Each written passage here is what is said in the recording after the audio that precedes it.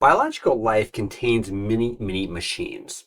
When I'm talking about machines, I'm talking about authentic machines. I'm talking from different levers and gears, literally levers and gears inside the body or different types of organisms' bodies, to actual machines like turbines and generators, to motors. These things actually do exist inside of biological creatures, and some of them are included in us.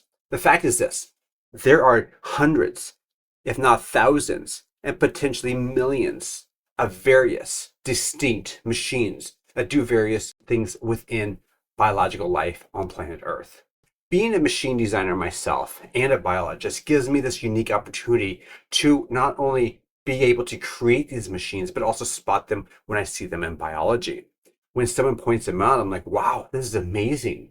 There are two that I'd like to show you today that I think you will love to look at. If you have not seen these already, these are breathtaking. I mean, these are breathtaking to me, and I've seen these for years.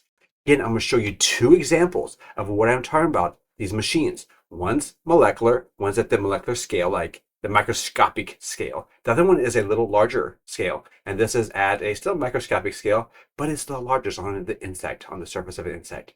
You'll see it. So the first one I'll show you is going to be something called ATP synthase.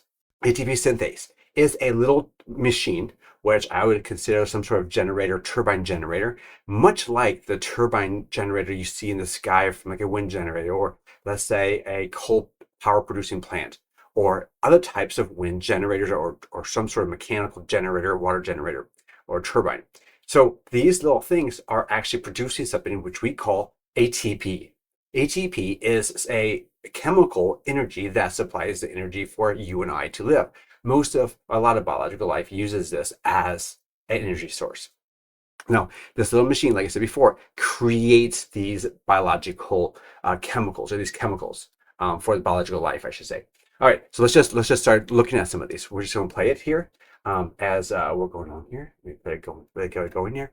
So here it is. So as you see in this video, there's so many videos online about this.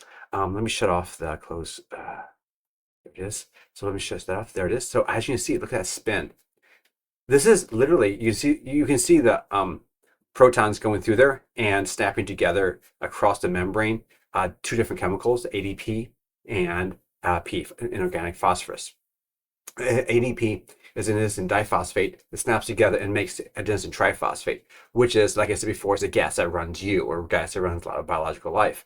As this spins around, it goes click, click, click, click, as you see here, and it goes really fast. And you have not just one of these, but you have thousands, if not millions of these within your body as we're speaking. That is what's powering me to actually speak and think and talk. This is what's powering you to actually watch what we're talking about here, this little device.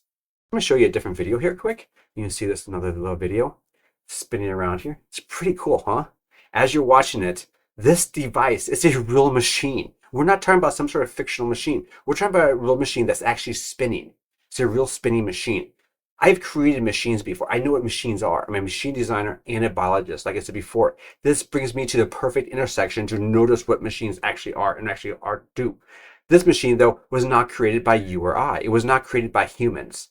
However, humans, as far as I know, are the only ones that can create complex machines like this. Now you can say, oh, there's certain types of organisms that create machines, like maybe a bird can take a stick and poke it up and pull food out of a jar or something like that. Or maybe a bird can carry a stick of fire to one part of the woods to another part of the woods. Something like that. But that's about the scope of machine design that an animal can do. But humans, we have another capability. We can create not just simple machines like sticks, but we can create complex machines like this type of design that's in front of us. In fact, we cannot even create it this complex. This is way more complex than even our machines. It's not just complex, but it's also microscopic. And we're only, as we're speaking, at the cutting edge of this right now. Some of our smartest people on planet Earth right now are trying to create machines that actually spin and move. Here's another one. We can show, we could look at this all day long. It's just a cartoon of this. Here's a drawing of one. You can see this. Let's show this drawing here. As you can see, it's a very cartoonish drawing of a ATP synthase. You can go along here and just go watch a bunch of these videos. They're really cool videos to watch. The second one is a little machine. It's a little geared machine, if you want to think of it that way, within something called leaf hoppers, a juvenile leaf hopper. So as we're watching this, remember to like this video if you're enjoying this and subscribe to this channel. I'd love to have you. Tell me what your thoughts are down below. These are just some of the machines that we find in nature. I can show you so many other ones. There's the gears. Look at those gears right there. Look at those gears. See those gears? They're going to start spinning. See? It allows the back trocanters of the back legs of this leaf hopper to rotate at the same time. So this is gears. Look at those gears. Aren't they amazing looking? These are real gears. These are the gears that we actually see in nature. And we know where gears are made from. Like, I've made gears before. I know what it takes to draw up gears. It takes special design, special calculations. You need certain things to work just right. All these things have to work just right so that these things can function well. There's showing human-made gears versus biological gears in action. If you like this video, please not only like, subscribe, and follow this, but also check out the little link down below for my quick guide, Why Science Points to the Creator.